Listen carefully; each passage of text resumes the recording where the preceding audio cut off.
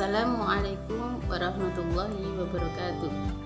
Selamat berjumpa kembali dengan saya Ustazah Ida di pembelajaran IPA kelas 9. Kali ini kita akan melanjutkan pembahasan kita, yaitu tentang konsep listrik statis.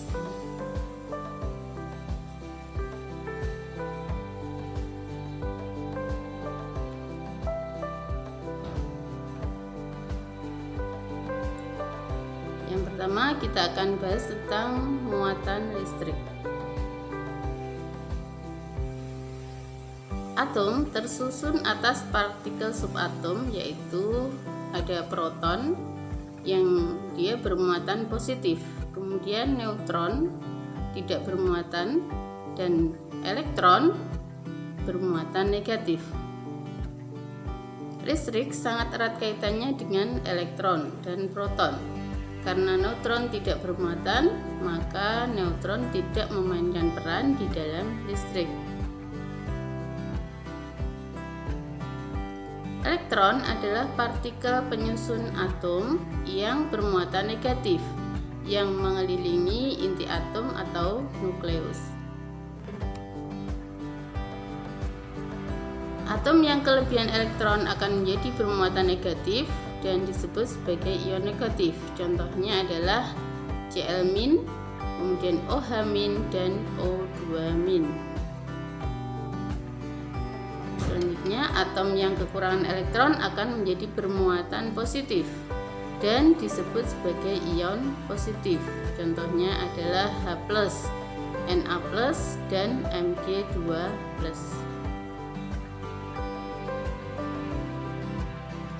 Jika benda bermuatan listrik positif didekatkan dengan benda bermuatan listrik negatif, maka akan saling tarik-menarik. Sebaliknya, jika benda bermuatan listrik positif didekatkan dengan benda bermuatan listrik positif, atau benda bermuatan listrik negatif didekatkan dengan benda bermuatan listrik negatif, maka akan saling tolak-menolak. Interaksi antara kedua muatan tersebut merupakan gejala sederhana dari listrik statis.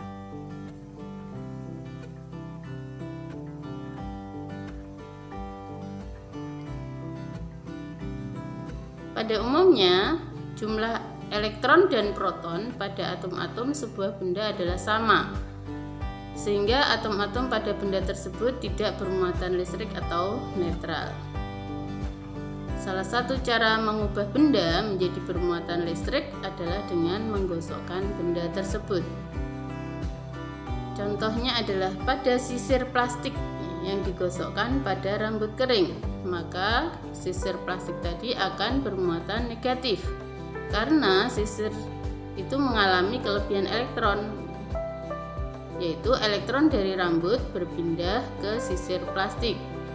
Kemudian contoh yang lainnya adalah kaca yang digosokkan pada rambut kering, maka kaca itu akan bermuatan positif karena kaca mengalami kekurangan elektron, di mana elektron dari kaca berpindah ke rambut yang kering.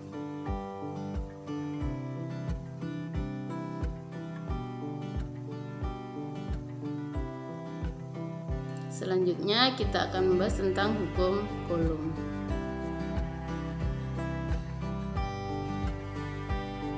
Jadi seorang ilmuwan dari Prancis yang bernama Charles Augustin Coulomb tahun 1736 sampai 1806 menyelidiki hubungan gaya tolak-menolak atau gaya tarik-menarik antara dua benda yang bermuatan listrik.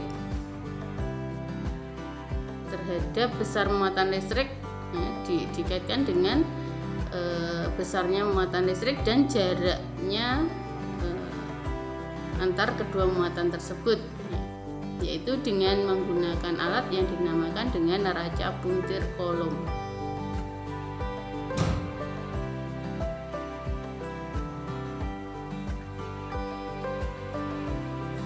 Berdasarkan percobaan dengan menggunakan neraca puntir tadi, Coulomb menyimpulkan bahwa besar gaya listrik antara dua benda yang bermuatan adalah yang pertama berbanding terbalik dengan kuadrat jarak kedua muatan tersebut, atau F berbanding terbalik dengan R kuadrat atau 1/R kuadrat ya. Kemudian yang kedua berbanding lurus dengan perkalian besar kedua muatan partikel tersebut, yaitu F berbanding lurus dengan Hi1 kali Hi2.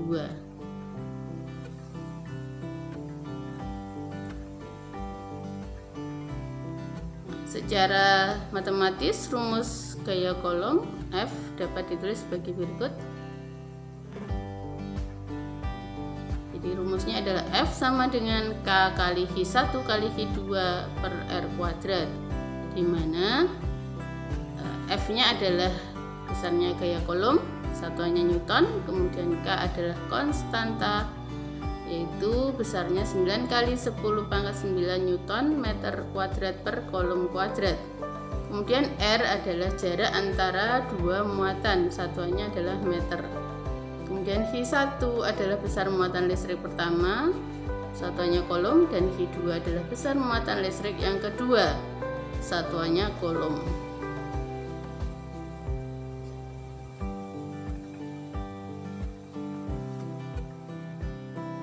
Contoh soalnya, dua buah muatan listrik positif yang ada di dalam membran sel saraf masing-masing sebesar Hi dan 2Hi terletak pada jarak 2 cm.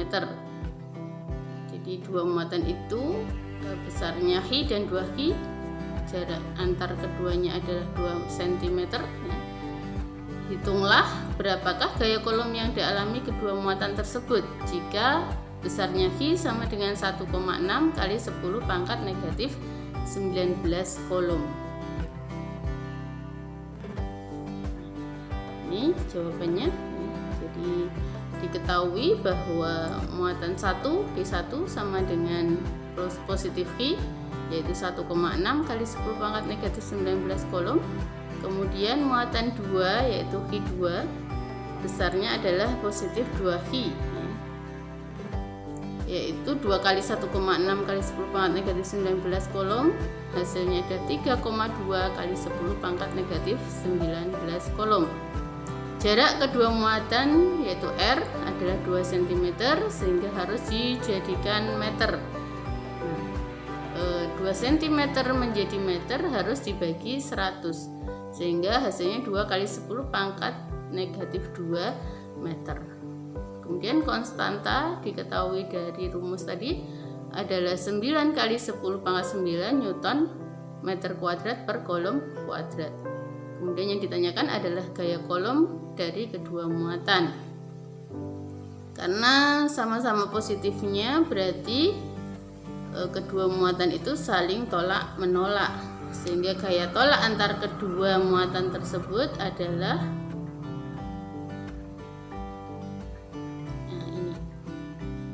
jadi F sama dengan K kali Hi1 kali Hi2 per R kuadrat, dan kalau dihitung kita masukkan K-nya 9 kali 10 pangkat 9 Newton meter kuadrat per Coulomb kuadrat, kemudian dikali Hi1-nya 1,6 kali 10 pangkat negatif 19 Coulomb, kali Hi2-nya adalah 3,2 kali 10 pangkat negatif 19 Coulomb, dibagi R kuadrat yaitu 2 kali 10 pangkat negatif 2 meter, kemudian dikuadratkan.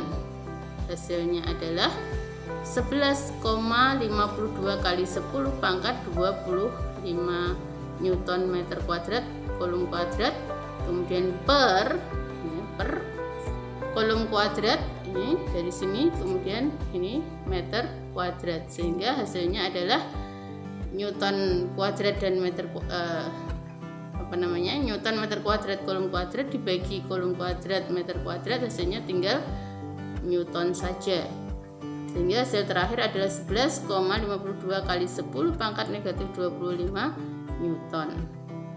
Begitu.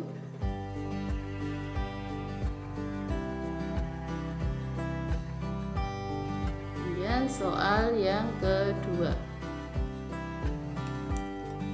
Contoh soal yang kedua adalah jika besar gaya Coulomb antara dua muatan identik yaitu A dan B identik berarti besarnya sama ya, adalah 1,6 Newton. Serta kedua muatan tersebut terpisah pada jarak 3 cm. Jadi jarak kedua muatan itu adalah 3 cm. Berapakah besar masing-masing muatan A dan B? Jadi besarnya nanti sama A dan B. Berapakah besarnya muatan A dan B tersebut? Nah, maka bisa kita tulis, diketahui gaya kolom kedua muatan itu 1,6 Newton. Jadi F-nya 1,6 Newton. Kemudian jarak kedua muatan 3 cm atau dijadikan meter dibagi 100 sehingga hasilnya 0,03 meter. Dia ditanya besar masing-masing muatan A dan B.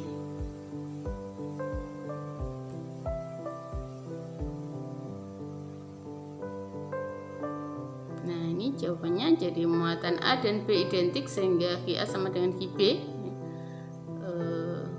Kemudian F sama dengan K kali Q1 kali Q2 per R kuadrat ya, dari rumusnya tadi. Kemudian F-nya 1,6, kemudian K-nya 9 kali 10 × 9, Q-nya karena sama, Q1 kali Q2 adalah besarnya Q ya. Berarti Q kali Q adalah Q kuadrat dibagi 3 kali 10 pangkat min 2 meter, kemudian dikuadratkan karena ini R kuadrat. Kemudian hasilnya adalah Q kuadrat, berarti 1,6 kali ini dikuadratkan, hasilnya 9 kali 10 pangkat negatif 4 ya. 1,6 kali 9 kali 10 pangkat negatif 4 ini dibagi 9 kali 10 pangkat 9. Nah, itu Q kuadrat. Kemudian kalau cari Q berarti akar dari 1,6 kali 9 kali 10 pangkat negatif 4 dibagi 9 kali 10 pangkat 9, hasilnya adalah akar 1,6 kali 10 pangkat negatif 13. Dan terakhir hasilnya adalah ketika 1,6 ini ya dijadikan 16, berarti 16 kali 10 pangkat negatif 14. Nah, hasilnya adalah 4, 16 di akar hasilnya 4, kemudian 10 pangkat negatif 14 negatif 14 ya, di akar hasilnya negatif 7. Jadi hasil akhirnya adalah 4 kali 10 pangkat min 7 kolom, kemudian dijadikan mikrokolom. Ini hasilnya adalah 0,4 mikrokolom. Jadi dari kolom ke mikrokolom dikali ya, dikali 1 juta atau 10 pangkat 6, sehingga tinggal 4 kali 10 pangkat min 1 ya, atau 0,4 mikrokolom. Jadi sama, besar A dan B muatannya adalah 0,4 mikrokolom.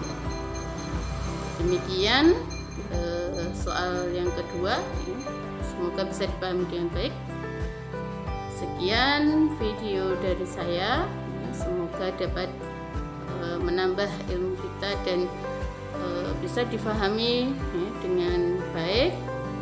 Dan jika masih ada yang perlu ditanyakan, kita bisa diskusikan di dalam forum Google Classroom ataupun di dalam WAG. Ya, sekian saya akhiri. Terima kasih atas perhatiannya. Wassalamualaikum warahmatullahi wabarakatuh.